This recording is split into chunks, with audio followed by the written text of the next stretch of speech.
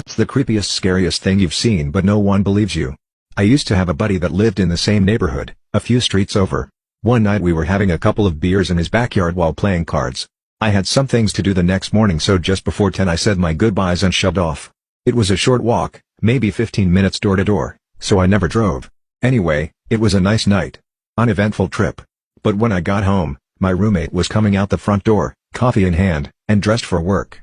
He gave me a funny look and said he thought I was asleep since my truck was in the driveway. I told him where I'd been and asked why he was going into work at night. That's when he kind of laughed and asked if I was drunk. We stared at each other for a minute and then he told me it was just after 5 in the morning and he was going in just like he usually did. In my entire life, I'd never felt more confused than I did in that moment. I could tell he was dead serious, but I knew I had just left my friend's house.